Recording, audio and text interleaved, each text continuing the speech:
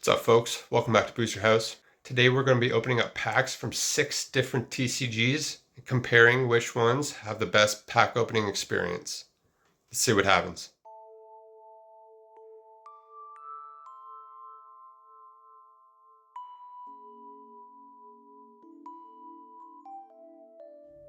So as you can see, we have a nice little assortment of different TCGs here.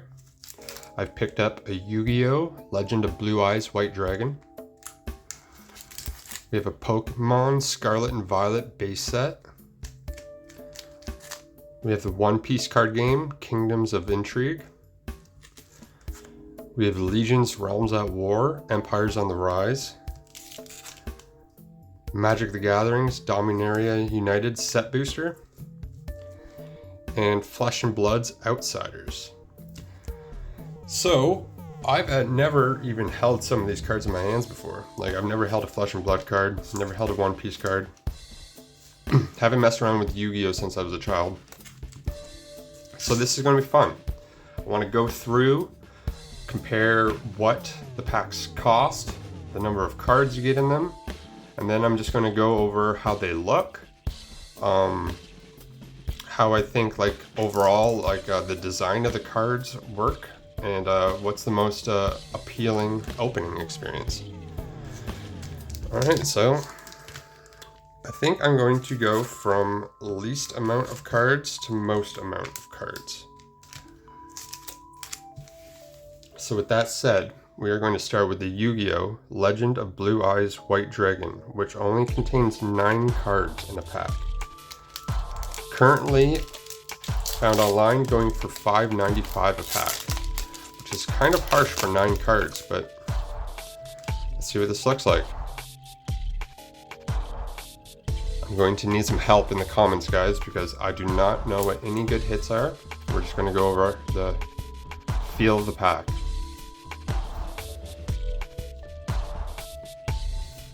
So, these cards are very clean looking, the Yu-Gi-Oh! Cards. I don't know what it means when it has a gold name, but that looks different. Ooh, Red Eyes Black Dragon. I remember that card from back in the day. I wonder if that's a hit. Very cool. Obviously the Blue Eyes was the good one. Not sure if it still is. Yes, so when it comes to rarity, I'm going to sound really naive, but I'm not quite sure where to look.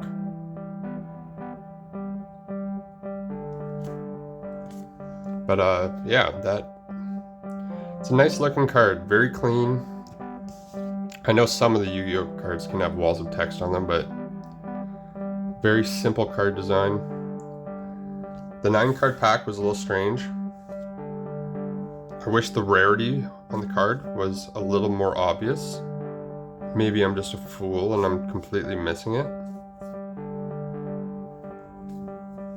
The rarity must have to do with the golden name. If I'm wrong, please let me know in the comments. Either way, starting off with a nostalgic hit for me. Red Eyes Black Dragon. Well, that was interesting.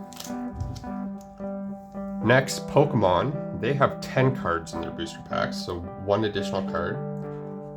These right here are going for the exact same price as the Yu-Gi-Oh! Pack there.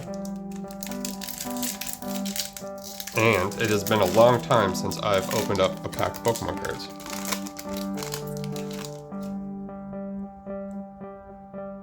So, the design of these cards, I'm just going to say right now, is just iconic. They're so clean looking, very readable. That's one thing Pokemon has going for it. Squawkabilly. Okay, so I have an Arden here. I actually do know some of these cards now because I have been playing the Pokemon TCG Live on my phone, and this is one of the key pieces in my deck. So, yes, this is the start of the uncommons in the pack now.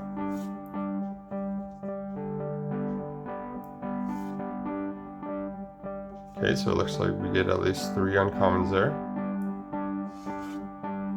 Ooh, a foil rare candy. That's kind of nice. Ooh.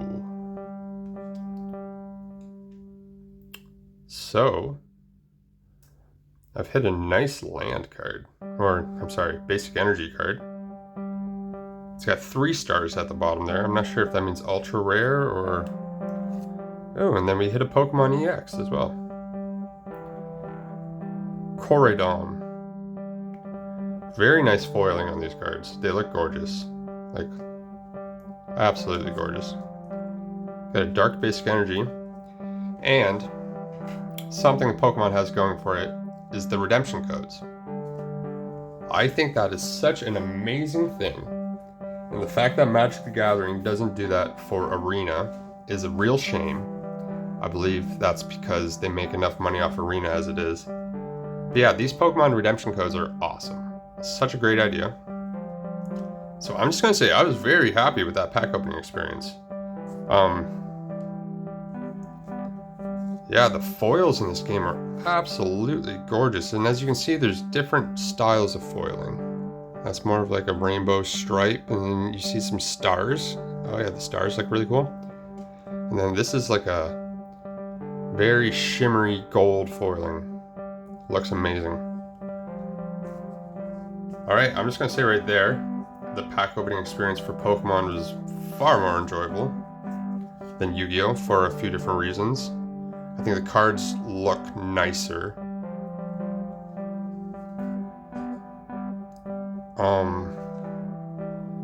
Also, yeah, what's up with the size of Yu-Gi-Oh! Cards? Is that a thing? They're not the same size? Very strange. I never knew that. So yeah, the Pokemon pack there felt really nice. Let me know in the comments if I've gotten any good hits so far, because we are still in territories that I am not too familiar with. Especially this. One Piece, Kingdoms of Intrigue. This is the most expensive pack I am opening today. I am not sure if that's because of the way that the booster boxes are designed, or if there's that much demand for this game at the time. But I know it's become very, very popular among people. I recently did a convention and I had more people ask me about One Piece than about Pokemon or Magic.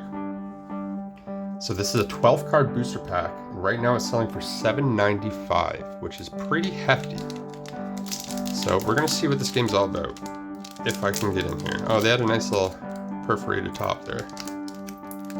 Well, had good luck so far.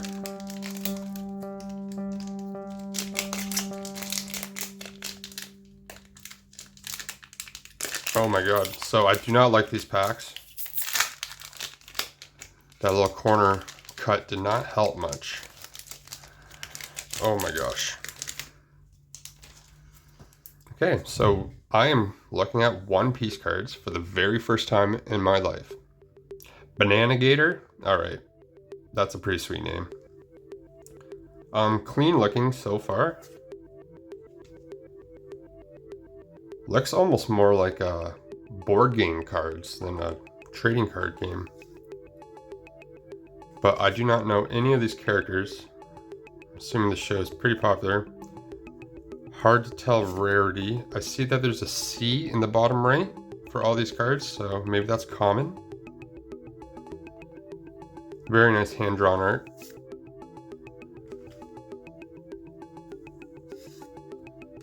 And yes, there's 12 cards in this booster pack. So this looks interesting. Looks like a page right out of the manga. Gaiats. Okay, so it looks like we're on uncommons now. These both have UC in the bottom right. Okay, so I have a leader card. Isho. Nice full art drawing on it. And then this is a rare, I believe, yeah. Bottom right says R. Senior Pink character. And then this says rare as well.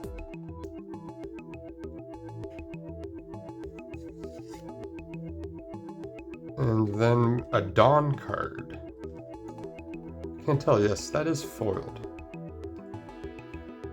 One piece card game. Your turn plus 1000. I have no idea what any of these mean. I'll have to do a little research. Please let me know in the comments if any of these are desirable cards. So I'm not so sure about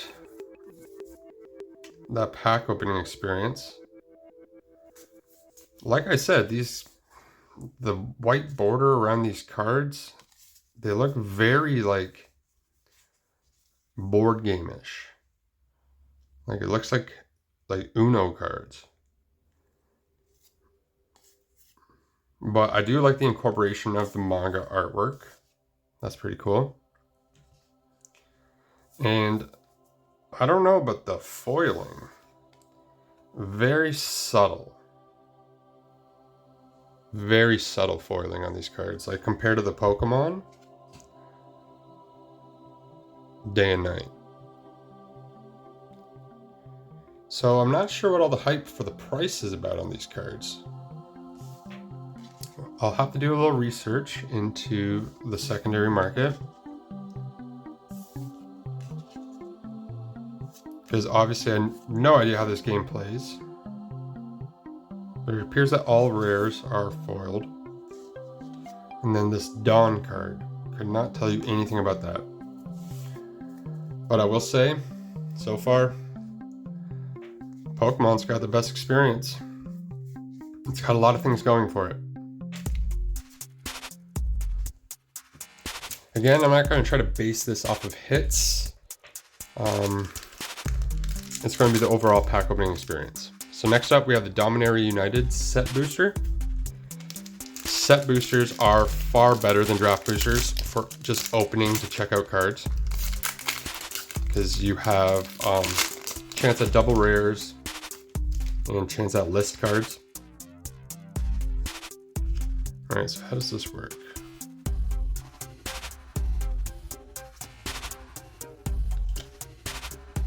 You get the full art cards in these packs too. Some people collect these, some people see them as worthless, but they are additional value. Better than an advertisement card or something like that. So what's nice about the set boosters is you get less commons, because there's hardly ever any commons that are worth opening up in this game.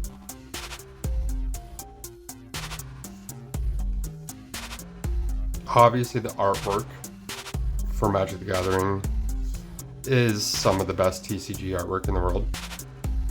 They have a long line of terrific artists that have worked for them. So unfortunately, something that has happened in Magic is no one seems to care at all for these showcase variants. At all. Which it is what it is. Alright, so we did open up a mythic rare, Karn Silex. Interesting. And then a foil common. So I will say, at the price of $5.95, same price as the Pokemon and the Yu-Gi-Oh!, set boosters are the way to go for just cracking packs in Magic. I do enjoy the way the packs are put together. We did not hit a list card, but you do have the chances of hitting a list card. You have the chances of a guaranteed foil in every single pack, which is great in the showcase. But like I said, it would be nice if they added something extra for Arena. Because I know there's a lot of Arena players out there that don't go to their LGS to compete. But they still would like the idea of cracking packs if it made their Arena decks better, or their Arena collections better. So it's something they should definitely consider. because it has made opening Pokemon seem much more appealing to me, where I can redeem these to actually play the game and either collect these or trade/sell. So next up is Legion's Realms at War. This is Empires on the Rise. They are retailing currently for $6.50 a booster pack. But there's 15 cards in this pack. That's the most yet. And I know for a fact that you get minimum 2 rares per pack.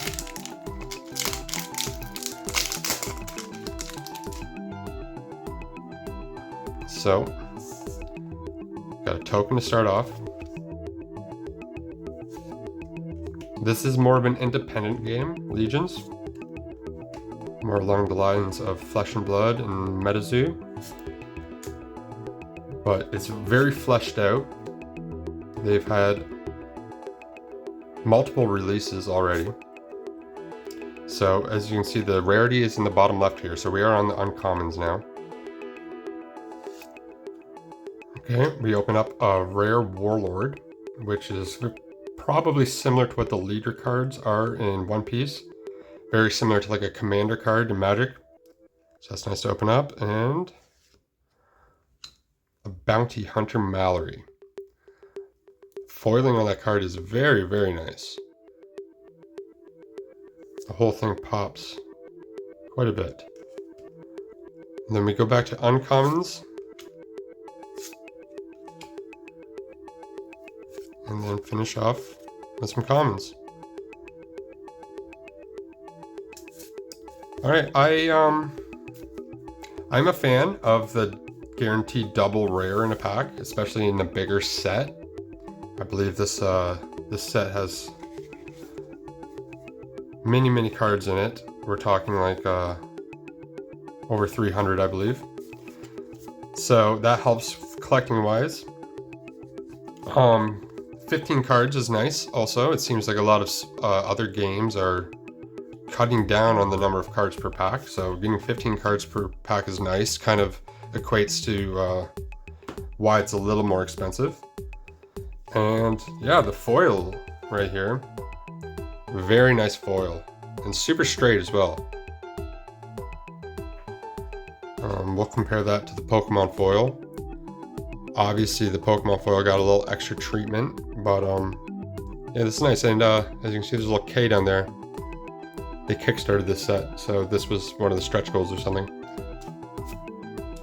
Alright, that was Legion's Realms at War. Yeah, you feel like you get a lot in a pack, which is nice. And I know, because I've opened up mini boxes of this set, and the pull rates are pretty good. And you feel pretty satisfied. It's something they've improved over the last few sets they've released. And we have one more, friends. I'll save this for last. I know this game has a lot of buzz behind it right now. The competitive scene is supposed to be awesome. And I have never held a Flesh and Blood card in my hand before. So this one was retailing for $5.95, same as the Pokemon and Magic and Yu-Gi-Oh! And see if I can get into it. Oh my god, I got in. So this is a 16 card booster pack. That is the largest I've ever seen for a standard booster pack. And I can feel it in my hands, that one extra large card. Okay, when it comes to the design, I don't know how much of a fan I am. The border's a little busy, but the artwork is fantastic.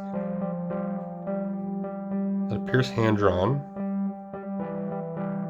Nothing that I can see. Oh, that's a C right there. That might be for common. Yeah. Oh yeah, the artwork is fantastic. But yeah, maybe the card frames are a little much.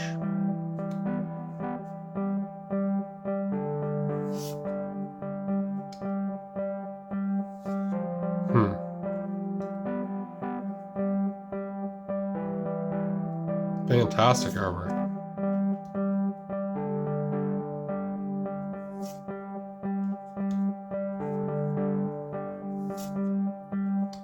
It seems seems like they load up the front of the pack with quite a few commons here.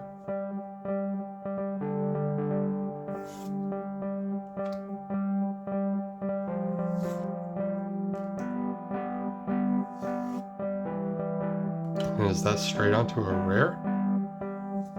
Death Touch. Looks fantastic. Alright, so we got 2 R's. Sneak Attack and Death Touch. And it looks like we got an Infect, which we opened earlier. This is a foil version though. Foiling is not very impressive. I will say that. You can hardly tell that's foiled. And only the images, the rest of the card is not. And this is a T card? Not sure what that means. Yeah, Barbed Castaway and Azalea Ace in the Hole. These have 2 sides. Interesting.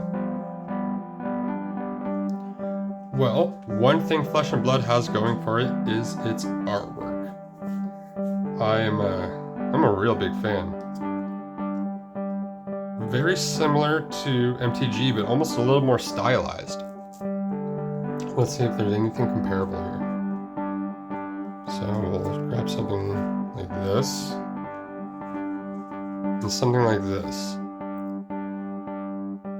Yeah, so this is almost like a little more stylized, where this goes for more of the high realism. But they are very comparable. When it comes to the card border, like I said, I'm not a huge fan. I think it looks a little messy. But overall, this is a sharp looking game. Looks not too many words on cards. I hate walls of text, and it's actually very, very readable. With this white background there with the black text on top, makes it very readable. Where this is actually, yeah, they're similar. They're similar. Maybe a card like this. Yeah. Sometimes too much text on a card can make it look a little unappealing, which is why some of these Pokemon cards can look so clean. But then you do get certain ones, like Rare Candy here. That's wordy. Well, that was a lot of fun, folks. Thanks for joining me on that. Please let me know any of the good cards I might have passed over here. Thanks for watching. Please like and subscribe. Join Booster House. We have lots of fun stuff coming up. Check out the rest of my videos. Alright guys, have a great week. Cheers.